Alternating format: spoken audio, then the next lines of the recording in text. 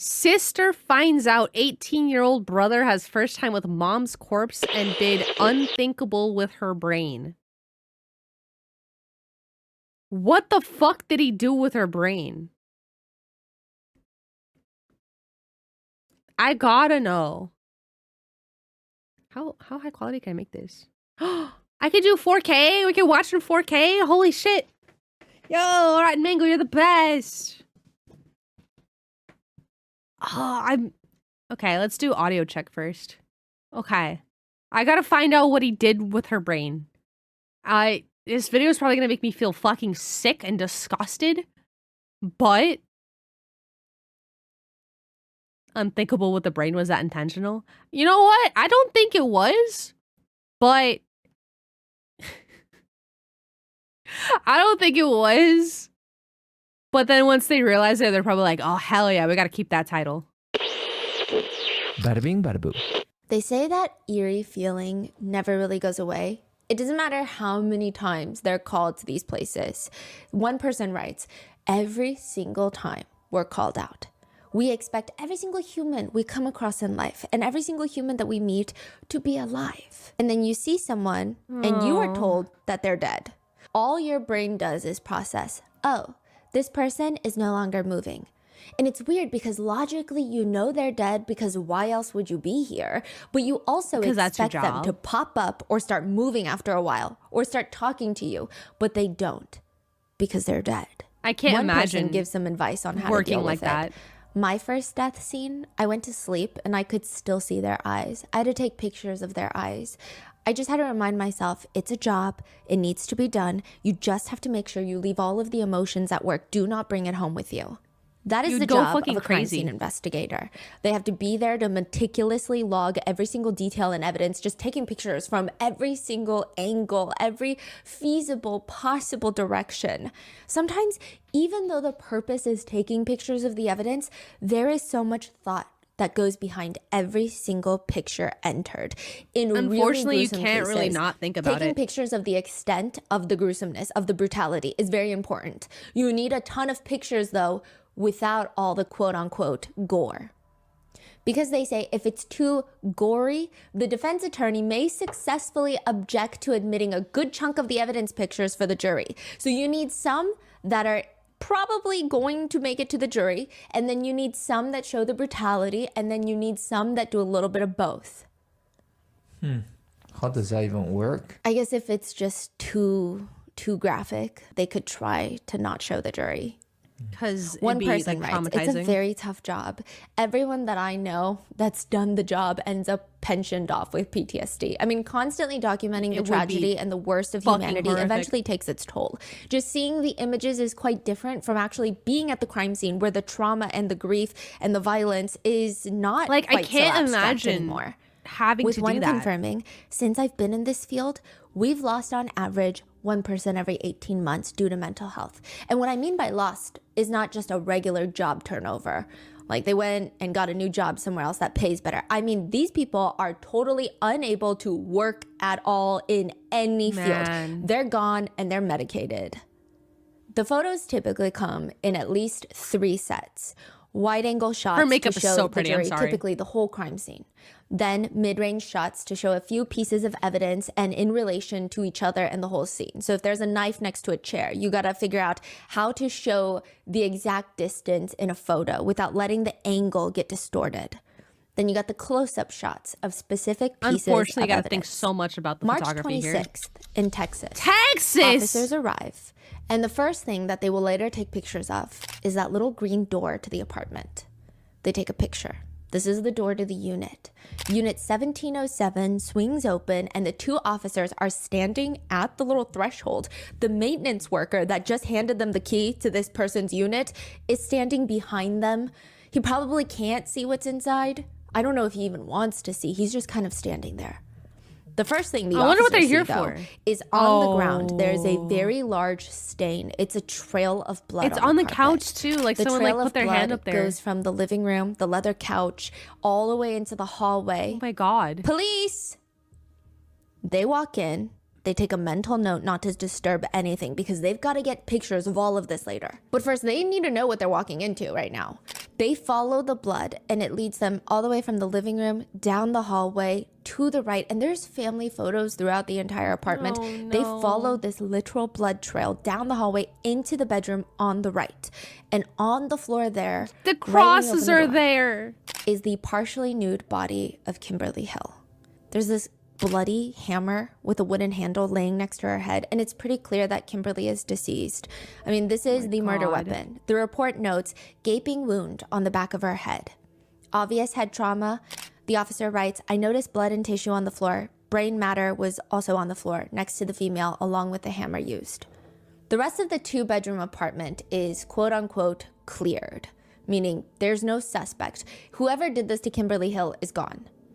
CSI comes in to take photos. A bloody pink hoodie on the living room couch labeled as photo 29 in the evidence file. Inside the bloody pink jacket, a bloody hairband also pictured in photo 29. Her a pink hair cell was phone up. laying on the living room couch labeled as photo 30. Bloodstains on the hallway walls labeled as photo 9. Apparent bloodstains on the hallway restroom sink countertop labeled as photo 10. All of these have to be meticulously logged and documented. But the most intriguing picture that the police want taken are of a few notes left behind by the killer. The officers are What the leaning fuck did he down. write? Is this for us? Because it seems to directly address the officers. It reads, chase me. Chase sorry me, for you the mess. fucking freak. KD. Who the hell is KD? KD. Later, when they finally catch the killer, they ask him, Was I addressed to the police or to who? I was in a very playful mood at the time. What the but that's fuck? not the main note. The main note What that the the police are fuck? really alarmed by is left right at the entrance of the apartment. It's actually the first thing that you see when you walk in. The killer left it on top of the blood trail. So whoever comes in is going to read this note immediately. And it reads, don't lose your head. She may yet live, although I doubt it. Hurry, Desiree. Desiree is the 23-year-old daughter of Kimberly Hill, the woman who was murdered in her own apartment. So first of all, who would do this to Kimberly, and why are they now targeting her 23-year-old daughter? And is the killer going to get to Desiree before the police can? What the fuck?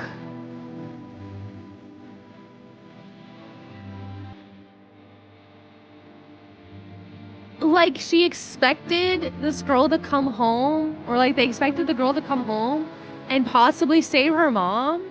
Can you imagine We would being like to thank our Desiree? sponsors who have made it possible for Rotten Mango to support the Joyful Heart Foundation. They are working to transform society's response to SADV, CA, and support survivors' healing with resources like education, advocacy, and policy change. This episode's partnerships have also made it possible to support Rotten Mango's growing team, and we'd also like to thank you guys for your continued support. As always, love you, full show girl. notes are available at rottenmangopodcast.com. Today's case is probably one of the more gruesome cases I've covered in recent. There's mentions of SA, necrophilia, animal abuse. If you are sensitive to these themes, please take care of yourself, and we will see you in the next one. So with that being Please said, take note. let's get into it. On the very long list of things that married couples maybe want to do on their off day together, this is probably the last thing on a 3-page list of bullet points. If a list exists, at the very bottom, it would read, the unexpected guest. Oh, yeah, This is no the last one thing wants a married couples fucking want to deal guest. with. Timothy and Luanda are having their morning coffee in their hands. The doorbell rings. Luanda can kind of see out the window, and she sees the figure of like a man. Who is it? We don't know. Who the fuck are He you? waved to me like this. He said, "Come closer." And I said, "Yes." And then that's when my husband came around Wait, the is her last corner. name Houston and Timothy she lives rests his in little hot Houston? mug down, and he walks up to the small front door, swings it open. It's 10 a.m. on a Thursday. Like, you better not be soliciting for some insurance right now. Like, dog, I'm not buying can your he help fucking you? anything. Timothy is scanning the stranger up and down. He's quite short. He's scrawny. He looks very slender. He's got peach fuzz mustache, thin wireframe glasses sitting on top of his nose. I know it's not good to stereotype people, but he looks like a coder. He looks like he codes at night and is an engineer that works for Meta. Bro He works looks for mostly harmless, Facebook. if not cautiously friendly. But that's what you say about off days. You can't really plan for these surprises because 5 minutes after that knock on that door, the three of them are now awkwardly standing there. Luanda, Timothy, and this stranger at their door. Their backs are tense. They're just kind of standing awkwardly. If a drone were to pass over this tiny single family home in Texas, you might think these people are aliens trying to blend in as humans. The three of them standing in front of the front door, not really talking, not really doing anything, just kind of staring. It looks like they're frozen. If the front door is open and the couple have a clock, you would hear it ticking from outside. The coffee's probably cold by this point. The two, Luanda and Timothy, are taking turns clearing their throat. The husband, Timothy, does try to take some initiative in this situation. He asks a few questions to the stranger, but all the answers are coming back very vague. I mean, perhaps some questions are better left for professionals. Maybe he should switch directions. Would you What the like fuck is something to going drink? on? The stranger looks them in the eye, contemplates for a moment, and states, "I'm scared of you. You You're are being at too his nice to door. me. I've never had anyone be nice to me like that." You walked up to their door. And then he just stares at them. Well, okay. I mean, there's not really many articulate close things the you can door. say back to that. Wait, Just they're close the door. standing And that's all is That's being it. said? Yeah, Okay. I mean, it's very strange. They just watched my the stranger God. then stare Joy, off onto hello, the good quiet morning. residential Hi, hi, hello, road, hi. just waiting to Happy get 28 picked up. months. He kept Just he don't kept answer turning the his head door. looking Yeah. toward the road, not actually eye contact with us. Luanda steps aside to call the stranger's ride once more because what on earth is taking them so long? The tension, the awkwardness, she can't even take it anymore. And then finally she sees the very first car pull up, then the second, and at 10 a.m. on a Thursday morning, the cars pull up to pick up this stranger, thank God. And even the Cars? stranger looks excited to be leaving. He's got both of his arms in the air, and people start running out of the cars, tackling him to the ground. Those people from the cars also look excited, but in a very different way from Luanda and Timothy and even the stranger. They pull his arms behind his back. "You are under arrest for murder." When the cars rush off, Timothy and Luanda likely just sit on the couch in silence because what the hell just happened? Literally, A what the stranger fuck? shows up a random morning to ask to use the phone to call 911 to turn himself in because he just committed murder. And then they likely realize he never did tell us his name or who he was. Did he? Probably Wait, They not. heard the phone call? He told them straight up, "Hi, can I use your phone to call 911? I just murdered someone." Then they stood there awkwardly. Luanda moved aside to call 911 again and was like, "Are you guys here yet?" Are you guys They coming were or what? Really, really scared. Yes. How old are they? They're a middle-aged couple, 50s. Asked me if I'd call 911 if he just murdered somebody. So I told my Imagine wife to someone call knocks on your 911. door and asks to call fucking 911. What the fuck is with this guy? Okay, and he's there right now? Yes, ma'am, I'm scared. And he said he murdered someone? Yes. I made sure and call 911 again because they were taking too long. All he told them was that he killed someone. Holy Do you shit. remember why he said he killed that person? And I said, why did you do it?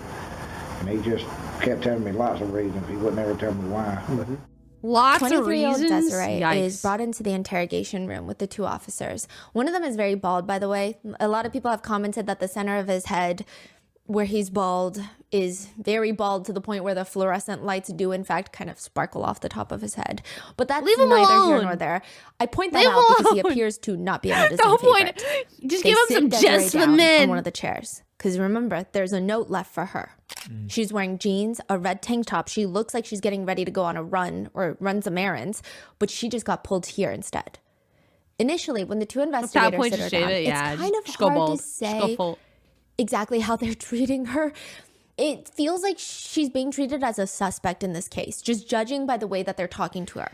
I can She feel that they sits might down, think her she's boyfriend a is standing suspect out of frame of the based camera, on like the and note. the It could be officers trying to break throw the them news. off.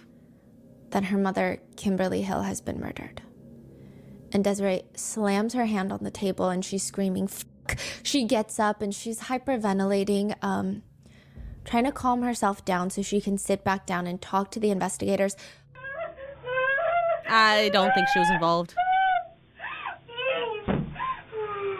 What do you mean, why are you crying? You went to Houston?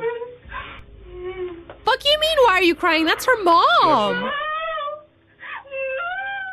I will say it's interesting because you read a lot about people's responses to shock and grief.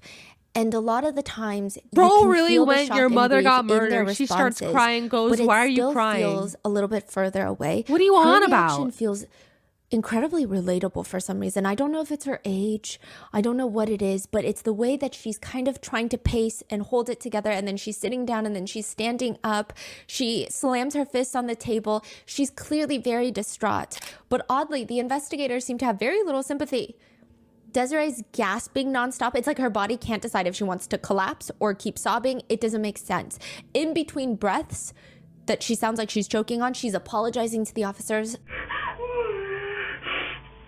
I'm sorry. It's okay. It's all right. You're not doing nothing I don't expect. She's sitting back down. She's screaming, no, Oh my no. And then God. it's This it's poor all girl. over the place. Her boyfriend is in the room Oh. trying to comfort her, but she's Hey. inconsolable.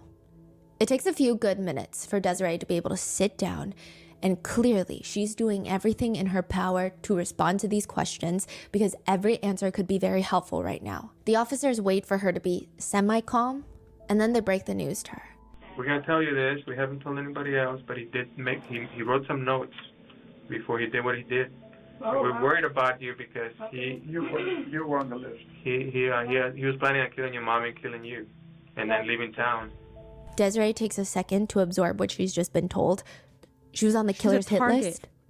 She rests her head in her hands and she just says, but again, if What else that do you note was say? left for Desiree, if the plan was to kill Desiree next, why didn't the killer come for her? Why is she still alive? There's a lot of things hospice workers say that send a chill down your spine as you're working with these patients, and some of it isn't even the normal day-to-day working conditions. And of course, some of the older patients seeing things, people suffering from dementia, and they're talking to people that don't exist in the corner. Yeah, that's creepy sometimes, right? But other times, there are things that hospice workers just feel in their gut. Something doesn't make sense. Something isn't right. One person writes online, one time an elderly woman died, so they did the usual procedure. You know, they have the doctor declare it, notify the family, start to prepare the body for the night since the morgue couldn't get her straight away. We put a cotton ball in her nose and her mouth to stop any leakage. And just before her family comes, one of the staff members walks into her room and the woman is sitting up and moving, very much alive. The staff member freaks out, obviously. We help this woman and then passes the news on to the family. And a few hours later, she died again, for real this time. But we refused to start the process again for a while, just in case. I don't know. It was just weird. Certain things What just make the you feel like fuck? something's not right here. Oh my I just God, have a imagine. bad feeling about it. Celeste and Kathleen, they got a bad feeling about this. They show up to the apartment complex. It feels like they got a giant 10-pound watermelon in their stomach. Celeste runs a hospice center in Texas, and Kathleen is an employee, but they're not even here for a patient. They're here for the coworker, Kimberly Hill. She's supposed to show up for a meeting to discuss a few of the patients. She's a no-show, which doesn't make any sense. If anybody is on time, it's Kimberly Hill. She served in the Marines for a decade. Oh my God. Like, this woman shows up on time. She does not miss a beat. If she's going to, she's going to let you know. Kimberly. Celeste and Kathleen decide, why sit at work all day stressing out when we just drive over, maybe for the one time in her lifetime she slept in. They drive closer into the apartment building, closer into the parking lot, So her and they see a coworkers swarm found her? of cop cars just parked out front with the lights on, which is alarming. But who's to say that every flashing light on a cop car is even meant for them? Like, what if this has nothing to do with them and they're just thinking too deep? They drive be like that closer sometimes. and closer in silence into the lot. And by the time that they park the car, they know because they can visually see all the officers going up and down, in and out of one unit, Unit 1707. Celeste and Kathleen are trying to talk to the police, but they're all, ma'am, back up. You cannot go into the unit right now. Can you just tell us what's happening? When is the last time you spoke with Kimberly Hill? Yesterday. We talked to her yesterday. She was happy. She was having a good day. What is happening? It really is The that autopsy fucking for sudden. Kimberly Hill is multiple pages long, mainly focusing on the extensive blunt force trauma to the head. The external examination report reads, the scalp is covered by abundant brown hair. The eyes are gray. The nose and lips are unremarkable aside from changes described below. The oral cavity has native teeth in fair state. Upper back has a tattoo of a pair of eyes. She died 2 days before her 51st birthday. No. In addition, the brain has multiple It was gonna be her lacerations, birthday. She's probably predominantly at so the right side. excited. The brain has scattered hemorrhaging. The anterior base of the skull at the left and right sides have fractures. I'm always the left so fucking subdural hyped for area my has fucking birthday. a 1/4 inch to a 4-inch moist subdural hematoma. In addition, identified within the hair of the scalp are bone fragments What the and fuck is a approximately hematoma? 100 grams of pulpified brain matter. Ew. To break that down, the injuries to the brain are so severe that there are actual tears in the brain tissue. So there's physical tearing of the brain matter. You know how skin can be torn? The inside of the brain is torn, which you're only going to get that from severe blunt force trauma to the head. Penetrating injuries where objects will break through the skull and tear the brain, or when the skull bone fragments pierce. Bro wrote a note, by the way, and said, don't lose your head, she might still be alive. After fucking tearing her fucking brain, by the way. This guy's fucking sick. There's no way she should have been alive. Into the brain tissue. There's no fucking way she would have There's been fucking breaking alive. of the bones at the bottom part of the skull. There's a brain bleed with pooling of blood. But one of the most alarming details in the entire autopsy is obviously the pulpified brain tissue. Brain tissue, in that sense, has become blended, and brain tissue is now being expelled from the skull. The brain tissue is outside the skull. It is in the person's hair. About 100 grams has left the skull. That's a deck of playing cards. That's a chocolate bar. That's a Dove soap. God. That's how much brain has been expelled from the skull and has pulpified. I was really hoping I had a working this case is comparison, trying and to then get she some gave me clear the actual answers about the comparison, injuries and to I the feel victim's sick. head, likely clarifying things from the case files. Is this in the front or the back of the head, the injuries? Top, back, mainly? I mean, actually, the entrance wound is around here, yonder, here somewhere. Internal The man bleeding, but not explaining it to the bad. detective I mean, is she's dead, calmly, though. very professionally, almost gesturing think it's to the all back of his bad. head to show the detective where the majority of the wounds are. Oh, hematomas. Okay. Yeah. Okay, that makes sense. The two detectives are taking a moment to soak in this information. Then the detective turns to the man at the police station and asks, then so when you dragged her to the bedroom, you kept hitting her there? Yeah. The detective is not talking to the medical examiner. He's talking to the killer. The interrogation room is tiny. It barely fits a desk and 3 chairs. There's 2 investigators and the killer, Very the suspect. intimate fucking He's wearing room. black short sleeve I t-shirt, do not want to be this wireframe fucking glasses, close to a resting killer. his chin in his hand. It's The such an suspect's intimate shoulders fucking are even room. more relaxed than the investigator sitting across him. This looks more like a conference room that you book out in your local college. Why for the group fuck is he projects. so That's fucking the energy relaxed? of the way this guy is sitting. The detective looks at him. Think you want to kill us? Oh, no. Rather, men aren't my thing, actually. Women. Yeah. Okay. Do you have a girlfriend? I don't. I've never had a girlfriend. Oh, he's never had a Give me girlfriend. your fancy of killing a woman. What would your fancy killing would be? Your ace killing, what would that be? This is a little peculiar among him. Okay, He looks up, stares into the abyss for a second. His chin is resting in his hand like he's thinking about a good steakhouse that he ate a few What weeks the back. fuck is wrong with this maybe guy? dressing up in a nice suit, sneaking into her house, disabling her boyfriend. No, yeah, I'd bring a pretty dress with me to dress her up in. I was always into strangling, but after that last blunder, I guess maybe something big and sharp would be more along my thing. Ugh! Ew! That I could, I don't know, probably decapitate her, as I prefer my women dead. Maybe that's why you've never had a fucking I'd dress her girlfriend, up, fucking freak. Stitch her up, kind of try to work the head back on, perhaps. I don't know. Then I'd go to town, and it would be a night to remember. Mm-hmm. And then I'd kind of just burn everything and run for the hills. First of all, why did the police ask that question?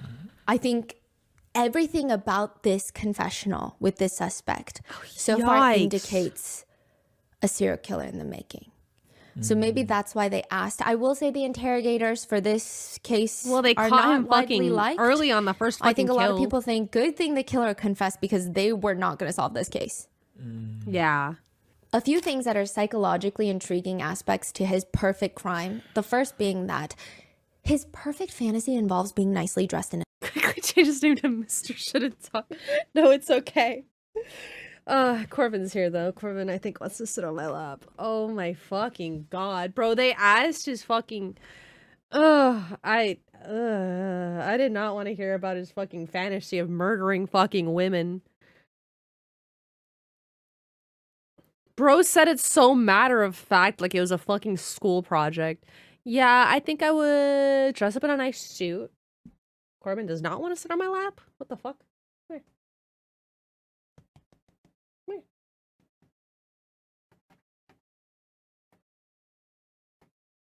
You're gonna interrupt me for what? You're gonna... Corbin? You're gonna ask for my attention and then, like, run away from it? Cats, am I right? Cats, am I right? I woke up this morning and Corbin was, like, under the blankets with me. Thank you for the 7-stream streak, STG. Thank you, thank you, thank you. Thank you, thank you, thank you. In any case, this is fucking gross. Oh, I'm almost halfway through, too. Oh my god. This is heavy. a suit. And he would bring a dress for his victim. Psychologists say the fact that his fantasy includes him dressing up in formal attire, specifically a suit, which in men usually serves as a symbol of status, professionalism, it carries some level of power.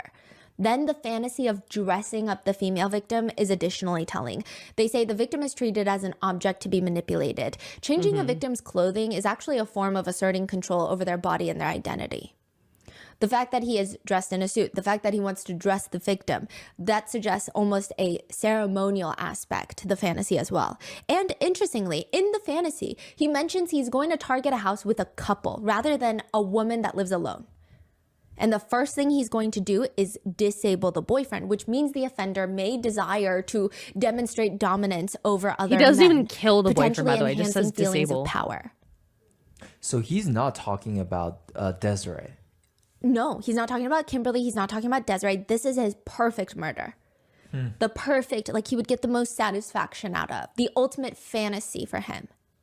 There's actually quite a bit the investigators have to go off of on this case. The killer even left a few notes for them. The two from the beginning of this case, one taunting the police, the other taunting Desiree.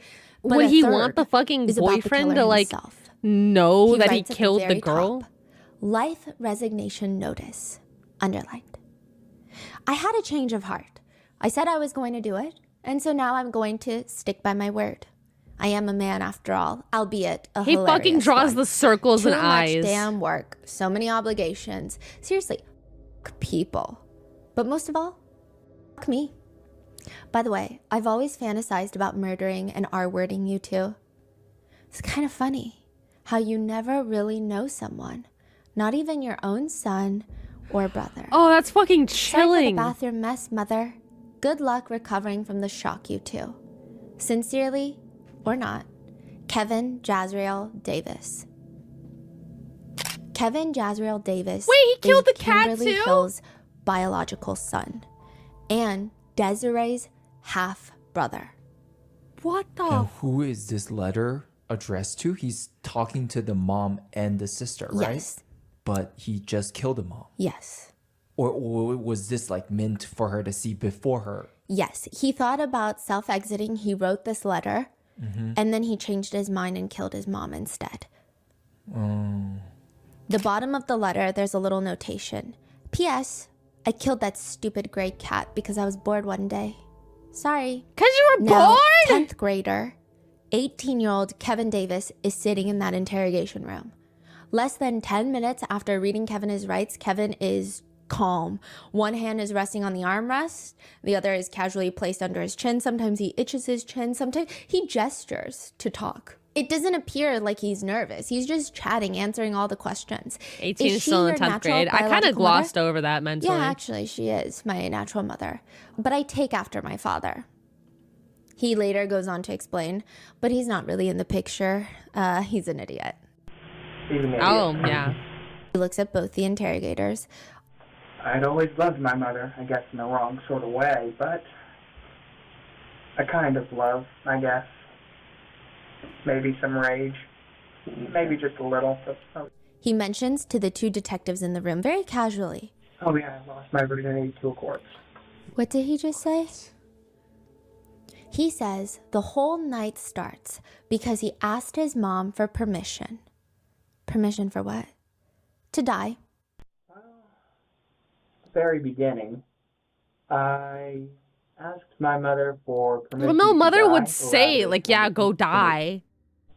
Just sort of beating around the bush. His mom would say, like, no, Say, son, I'd well, want you to well, that doesn't live. really matter why I want to Right? kill myself. Sure it does. I'm bored with life. I don't like life. I don't Mhm. like people. I don't like living, basically. I'm There's sorry, if really you're in nothing 10th anything grade depressing still, about that's it. probably why you're It's bored. very- I'm not gonna lie. I'm sorry. And so she said, basically, I'm a grown man, and what I do, I can't really stop me. She was distraught over it, of course. I mean, Of course. yeah, she said she'd cope with it. I mean, if you kill him, that's kind of why she wanted me to go away, why she called my sister to come pick me up, and that's kind of why I just left. Not necessarily, I just knew it was time to act now or never. I mulled it over, and then on a whim, actually, I turned it over, wrote a plan to kill both my mother and my sister, quite frankly, 'cause that's always been a thing of mine. I'm a Mhm. bit of a pervert. Yeah. Is it like a fantasy He's so thing, fucking it is casual with it. So that didn't happen. The best laid plans never work out, apparently, or at least the one scribbled on a piece of paper. So how did he do it? Kevin starts calmly telling his version of events. Kimberly Hill, his mom, is sitting on the couch watching TV. Kevin approaches her from behind. He says, I tried to strangle her with a cord ripped from my video game console controller. That didn't work out too well. She started screaming, and so I went to her room, opened a drawer at the very bottom to the right. I pulled out a hammer. I went back in the living room, and well, you kind of get the gist from there. She didn't escape in that She time? was out pretty quickly. Kind of tried to play dead at first, but then I finished it. How many times did you hit her with the hammer in the living room? At least 20, but then she was still alive. I dragged her into the room, as you probably clearly saw. So there was a woman, right?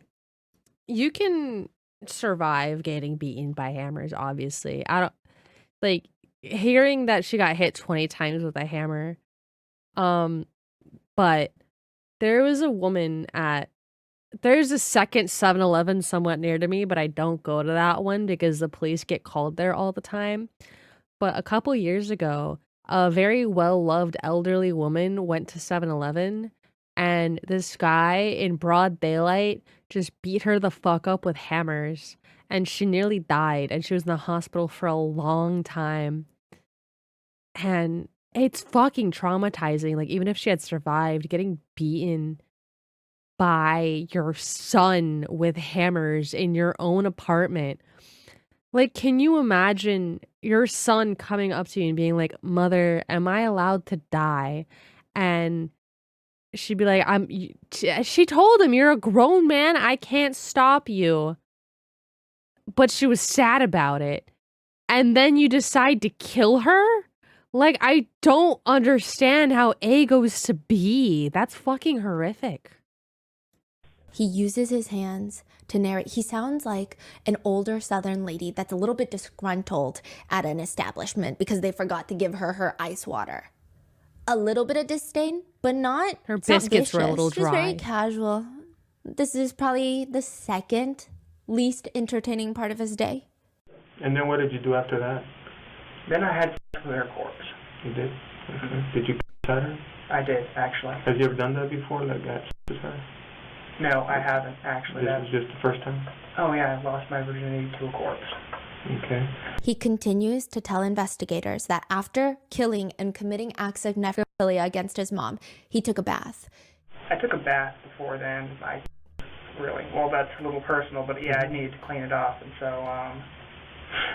and then I changed, yeah. Okay. How did you come up with the idea of killing her and assaulting her corpse? How did I come up with it? Yeah, it's been a developing idea. He just shrugs and looks off to the side like, what kind of question is that? Like, how did you come up with the idea of breathing? Well, I yeah, don't know how guys, to you don't answer just that. think That's the about attitude. killing your mother and fucking Kevin her says corpse. he's always been fascinated by death. Well, despite how I Something ended went her very life, wrong in his life I'm before kind this. of more fascinated by Like, more what the fuck do you think artistic could have even happened ways here? Of murder, the meticulous manner, the way they cut them open, just slice them to pieces. I mean, such care, such love, and If you ever see a cow standing off to the side of the road, staring intensely at you for Little prolonged moo-moo. periods of time, just not moving, frozen, it feels like they're trying to remember you from a past life. The cow is staring into the depths of your soul. That's happened to me. It's not a weird cow. It might just be mad cow disease. Oh.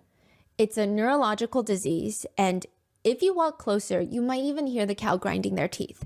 Mad cow disease has a 100% mortality rate. It's terrifying. There's about 233 people that contracted a variant of mad cow disease from eating infected cows. Wait, did he have And mad there cow is disease? a similar one that only affects humans, and it doesn't start with cows. It's called Kuru. Mad cow disease and Kuru are both prion diseases. Prion is a misfolded protein. And it just acts like a molecular zombie. And they get other proteins to get misfolded, and then they clump together. And then those clumps of misfolded proteins create microscopic holes in the brain. And it quite literally turns the brain into a sponge, like a Swiss cheese sponge. And it can happen so slow. Sometimes symptoms Neural can take 50 degeneration of years the- to show. And when you feel it, there is no stopping it. The fatality rate is 100%. Kuru is the so-called human version of mad cow disease. And at first you think, I'd never even what fucking is heard of wrong with this Kuru. person? Are they just having a good time? Because they have these pathological bursts of laughter. And it's so confusing because you're like, why are you laughing? Nothing is funny. I'm so confused. But then you maybe go with it because like maybe they're thinking about something funny, but they're not. Some people call Kuru the laughing sickness. And then the shakes start, the unsteadiness, the entire body is like vibrating while you walk. There's also a form of deer. I've heard Additionally, about the deer one toes too, yeah. remain forever curled. The feet feel too painful to take too many steps. The term Kuru means to shake or tremble. And as your body is shaking, there are holes being made inside of your brain. And death is I don't not think he has quick. Kuru, Sometimes though. it takes 3, sometimes it takes 23 months. How? Why else does would a she bring it person- up? Contract Kuru? Yeah. Let's say you eat a human brain. Kevin is staring at the officers in the interrogation room, and something is not adding up. The officers need to figure out, He is has this Kuru murder, or now this is what we're capital about to murder? So in learn. the state of Texas, Oh my God. if he kills his mother and then commits acts of necrophilia, it's regular murder. If he R-words his mother and then kills her, it's capital murder, because capital murder needs aggravating circumstances. So it's actually kind of sick and twisted because you would think that both are capital murder, but it's not. So they're trying to ask these clarifying questions. So she's dead by the time that he drags her into the bedroom to assault her corpse. Is that the story? Kevin is explaining that he attempted to strangle her, then got the hammer, and then dragged her to the bedroom and then assaulted her. He says that his mom tried to act dead, but he knew that she was still alive because she was making noises. Quote, she was still snoring like a baby. Which, side note, some context, I feel like unfortunately this comes up every now and then in these cases. When people suffer from severe blunt force trauma, they may sound like they're snoring at times. It's a very specific type of breathing that almost indicates that they're actively in the dying process. I think murder's enough If to it put away sounds like for someone is life, snoring no? after blunt force trauma to the head, death is likely imminent without immediate intervention. The condition generally takes 2 breaths to several hours. Prior disease can pass via cannibalism, but you don't get it just from eating brains. I feel like there's a reason she brought it up. I've watched a few of her videos before. She doesn't really mention anything for no reason. But this is also Texas, right? So what I fear most about this case is that the guy goes to jail and he's like on death row or something, and he goes, "I've converted to Jesus," and then the people of Texas would be like, "You can't execute him anymore. He's a believer in Christ. He's turned a new leaf," because that's happened in cases in Texas. You get it from liver quite a bit. Ugh. We'll see. We'll see why Stephanie brought up they'll still execute you. I don't know. I feel like there was one that didn't get executed because of that. Worse, to progress into just ultimately no more breathing. I don't remember the that's name why, of that case, but I've heard of it. This will happen a lot more with children. When parents kill their own children, they'll think that the child is sleeping because of the snoring noises, and then they'll die. It's not snoring.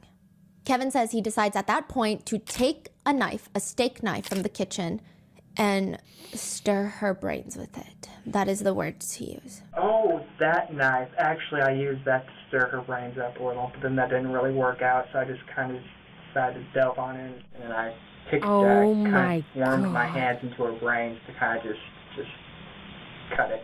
She was still snoring. Okay, so she was still alive? She was still alive. And you went in there and you kind of grabbed those brains? Yeah, finished it. Like he stick the knife through the wound in her skull to stir her brains. And that's why the part... Yes, is pulverized, pulpified, yeah. And then, so when you dragged her to the living Jesus room, to the bedroom, Christ. you kept on hitting her there? Yeah, kind of. That's where that's when you reached in and grabbed the brain? Yeah, I kicked at it a bit. Then I just, that was kind of silly, but then I just decided to reach in and kind of just do it. Later, a psychiatrist from Kevin's prison will testify to the jury that, quote, he used the hammer to kill his mother, and of course the skull split open. He wanted to make certain that she was dead. He stuck his hand in the skull and mixed up the brains. And then if I was on the jury, I'd be like, guilty, guilty, guilty. Then he said it felt like pudding, like putty, the texture, the consistency of the brain tissue. He said that he also tasted the brain. Near the end of the interrogation, the officers asked I have nothing to say, never mind. Kevin, after the murder, after the necrophilia, quote, so you were covered in blood. Oh yeah, I was covered in blood. My glasses, everything was a mess. Do you feel bad for what you've done to your mother? In a way, yes, but I wouldn't take back what I did. He wouldn't take it back. It's strange, really. I did love her. In a way. Can I be mean to you? Oh, no, she's been the best mother. Okay, so she is. I've heard enough, throw them on the island. No, jail for all of them. Every single one of them. Rot for 200 years. I'm a cruel, disgusting person. Yeah. The only reason that he didn't go after his sister, like his original plan, is because, well... I decided against it because, well, I'd had my fill of killing. I didn't... seemed a little much. Mm-hmm. It seemed a little much? Yeah. But he did leave that taunting note to her, which they ask him about, and he starts touching his ear a little bit, like he's talking about a distant family member that's got some problems. You know, my sister, she's a good girl, rather sensitive. I knew she would lose her head if she kind of saw that. But then you wrote that note, you knew your mom was already dead. Oh yeah, I knew it. Were you just messing with Desiree that she might still be alive?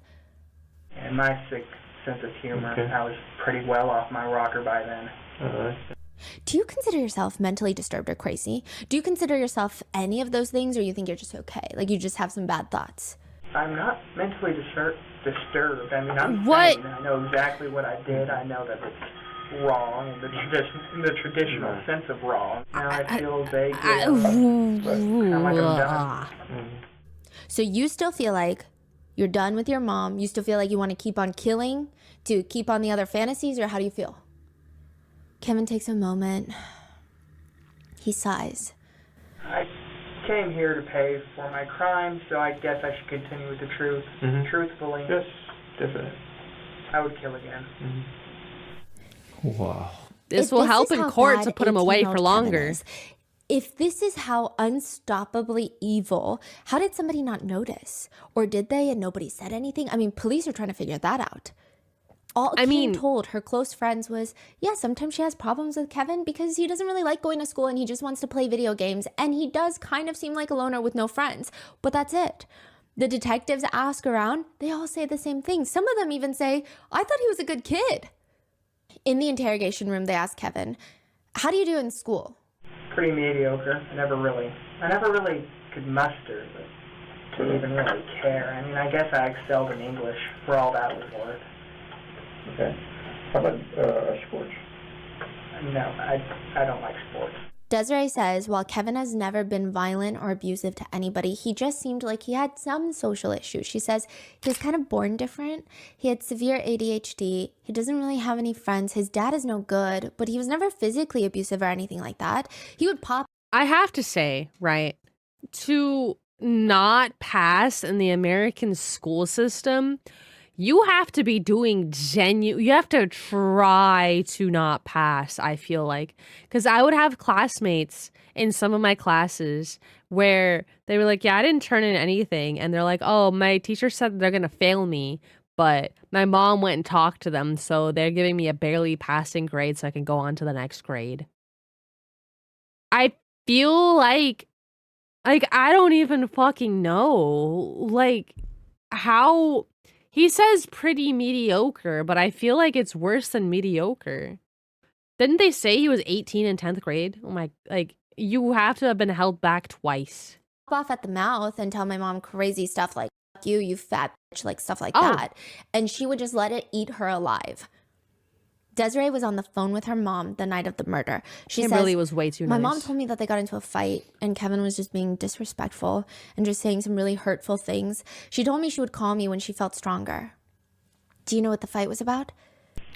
It was something as simple as like this commercial came on for like eHarmony or some dating site or something, and he just out of the blue said, "Yeah, Mom, you gave up on love." And she said, "No, Kevin, I didn't give up on love, but even if I wanted to find love and I couldn't, and having hi, over hello, you, hi, hello, you're hi. Here. And I mean, that's my mom. Really, she loves this kid. You know, she was just. That's not really. It's not like they had it. That's not like. I'm watching a terrible video right now. This is so horrific. Like, I don't think that's like an unfair thing to say. Your kid's 18 and be like, oh yeah, haha, I didn't give up on love. I just can't find love because I have you here. Like, I don't feel like that's unfair. Like, if I lived with just my mother and a fucking dating ad came out, I'd be like, haha, Mom, why don't you sign up for fucking eHarmony? And she'd be like, I can't because you're here. I'd be like, oh shit, sorry, I'll get my shit together and move out so you can get banged. Sorry, Mom. I wouldn't fucking kill her and eat her brain. A horrible like relationship. He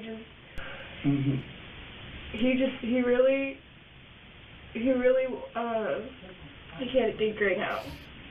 I wouldn't be able to think either. $100 Holy fuck. jacket, and she knew he would just throw it on the floor just because she thought he liked it. She cares about him.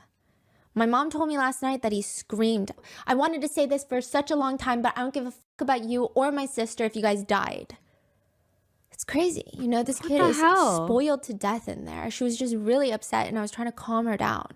So the cop did tell her that it was the brother. Yeah. And what was her reaction or... That was the reaction from earlier in the episode. Oh, she's like up and down and... Hysterical, screaming no. Yeah. Okay. Has he always had a few issues? Desiree says, when he was little, out of nowhere, he would just draw shit that was bad. People getting shot, stuff like that for no reason. Oh, wait, how is my brother doing in all of this? Was he just straight-faced? Yeah, he's here in the other room. He's confessed to doing it, so he admits doing it. He's got no bones about it. Your brother's a little strange. He had no indication in the past that he was violent.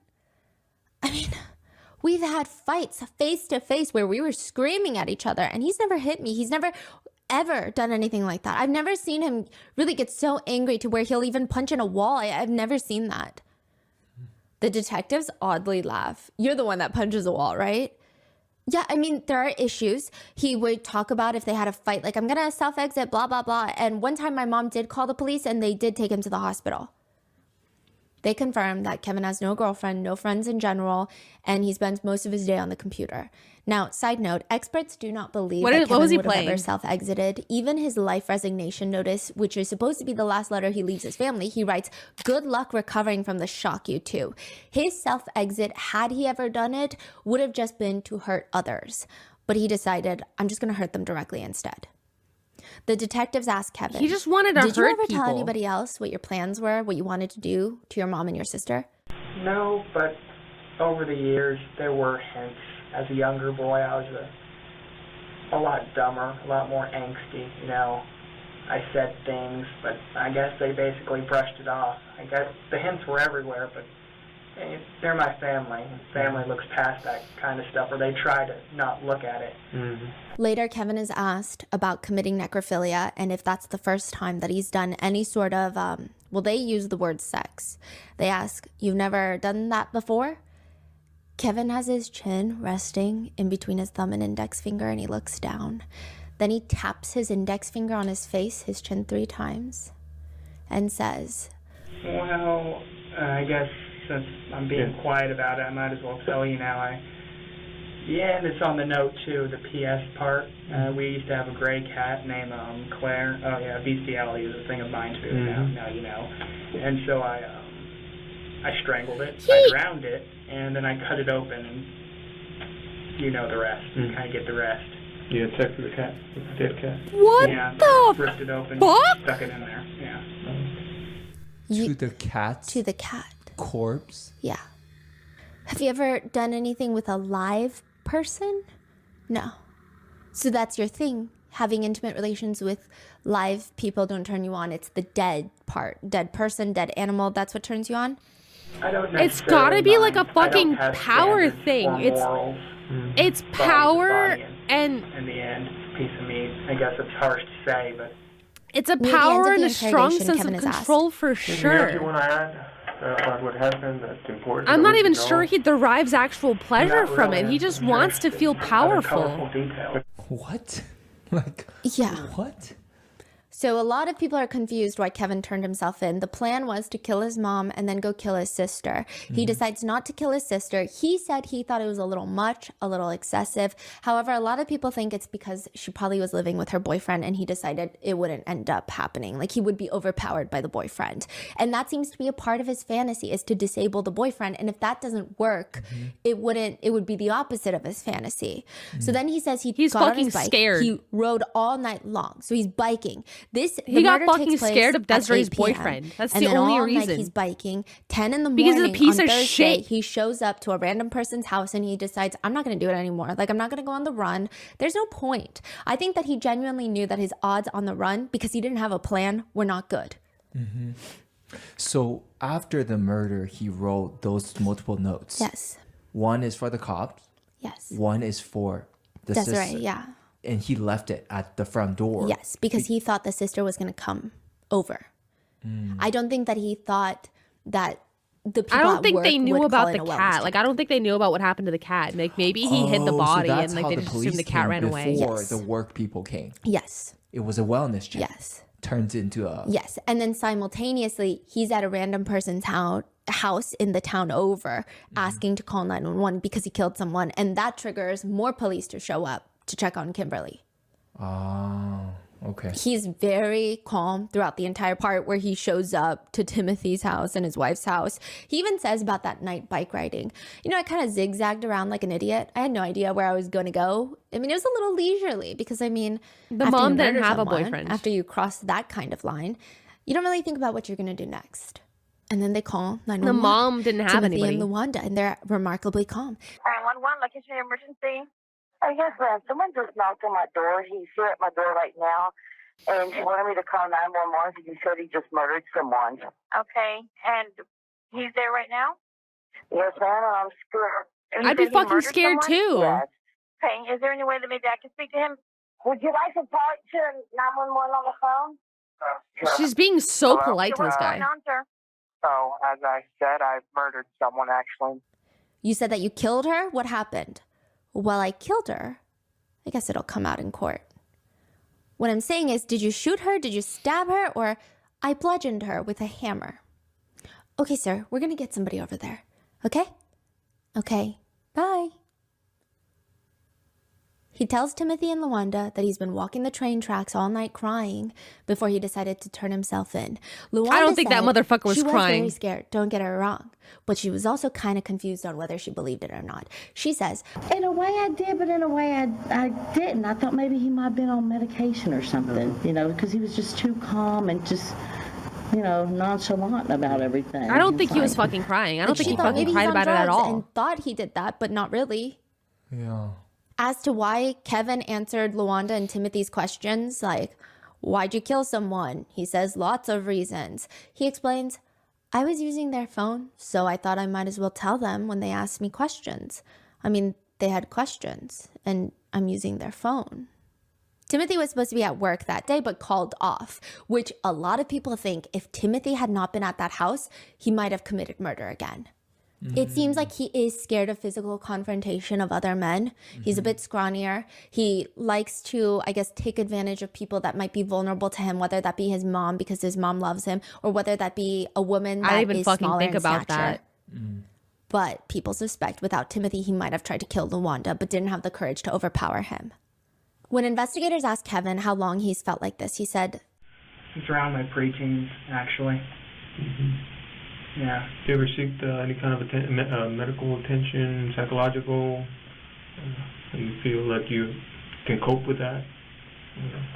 Nope, I never really seeked help, actually. I just accepted it as a part of me. I wasn't really ashamed of it. It just was what it was. according to Sometimes you forensic should just analysis seek of his help if you computer, know there you're are different computer from other files, people. image, I'm video just gonna files, say web that. searches for R-wording, torture, and corpse-related sexual fantasies. And as for Kim, a lot of netizens are distraught knowing that everyone, Kevin, Desiree, both say that she was a good mom. She did nothing wrong. She did not deserve I'll this. drink water, But thank he you, still STG. killed her in a way that, because I think, not saying that any parent who is killed by their child deserves it in any sense of the word, but I think a lot of people are comparing this to serial killer cases. Jeffrey Dahmer, Ed Kemper, a lot of people that might have complicated, well, Jeffrey Dahmer not as much, but Ed Kemper had a seriously complicated relationship with his mom. Thank you for stopping And by. a lot of people thought he's headed in that direction to become a serial killer, except his mom was not overtly disciplinarian with him. His mom was not overpowering or doing anything that typically triggers these serial killers. Again, if she was, it's still not her fault. It's just, it doesn't make sense to a lot of netizens. Yeah. So exactly like what is going on with Yes. him, right? And unfortunately, there's not a lot of information on Kimberly. We just know that she served in the Marines for 10 years and she was working in hospice, and a lot of her patients' family members adore her. She also clearly cares a lot for her kids. In the bookshelf in her room, she had a note displayed inside of a glass picture frame. It's a handwritten note. Left early to make your day easier. Love you. See you after school. Kevin. The fact that she framed that's probably the most loving note she ever got from Kevin. In the interrogation room, Kevin is asked, tell me, what do you think should happen to you? What do you think your punishment should be? Whatever the judge, the people, the jury deems fit, I can rot, I can suffer for years, or I can be given the death penalty, whatever they think. I mean, What do you think you deserve? Killing your mom? I Having deserve- sex with your mom? I deserve to rot and suffer. You don't He think you adds, deserve I to don't die? expect Interesting. people to think very highly That's of an me after interesting this. thought. The DA's office offers Kevin 60 years in prison, but he rejects it, which is interesting. So either he or his attorney thought that he would get less with a jury trial, which is crazy. He was found to have a personality disorder, but ultimately declared sane. During the trial, the jury has shown the interrogation footage, and as they're watching him confess to likely... So I know a little bit about is it called antisocial personality disorder? What people call a psychopathy, antisocial personality disorder. regardless of not being able to understand people's feelings, you still know right from wrong. Like he himself says, I knew it was wrong. Right? There's still people who make choices, right? I don't like he made that choice still. Like it's not solely his disorder. He made a choice, right?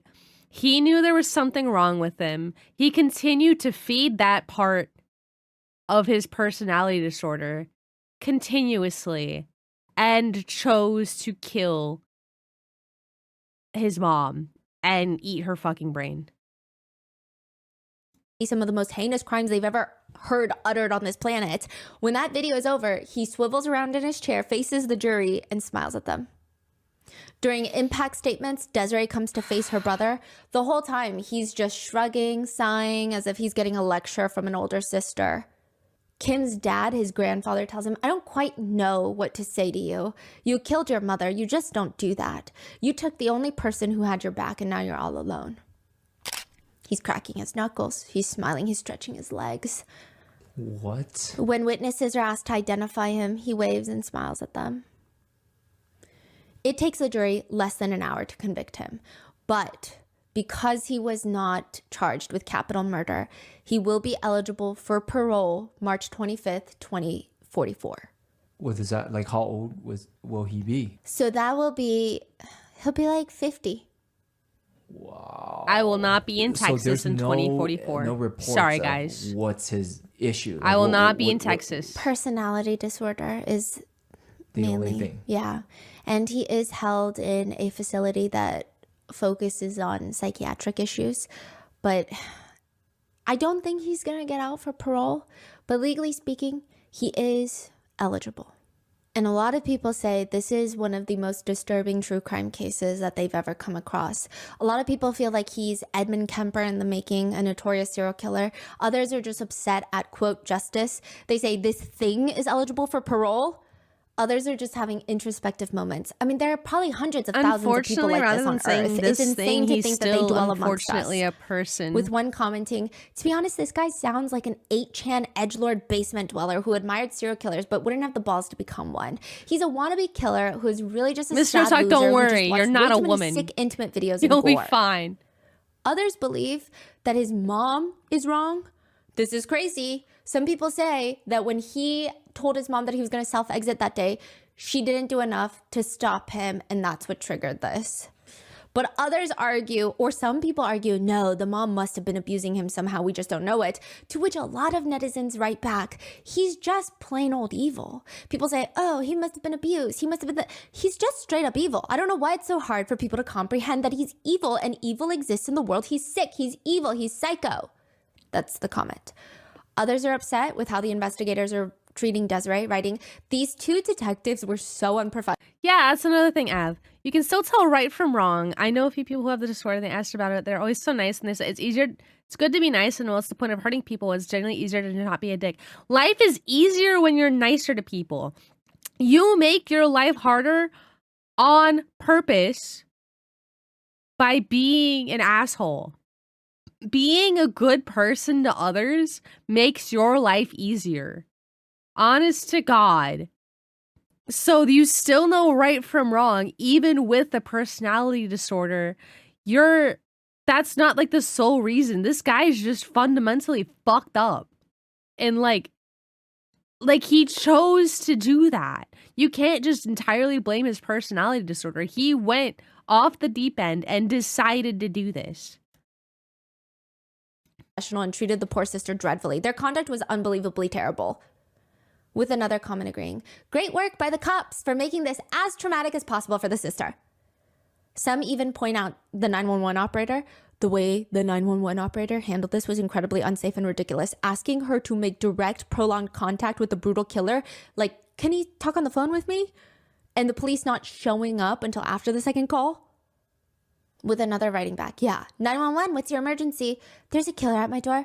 Okay, can you put him on the phone for me? Yeah. And that is the netizen reaction to the case of Kevin Davis. What are your thoughts on this case? I, Let me know in the comments. Be safe, and I'll see you in the next one. holy fuck. Stephanie. That shit was heavy as fuck, girl. Holy fuck.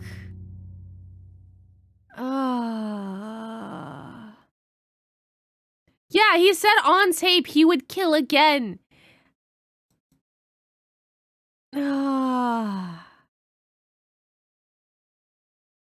Oh my fucking god. He did literally say he would kill again. Oh my god. Jesus fucking Christ.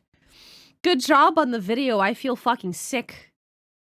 Jesus, criminy cricket. Oh.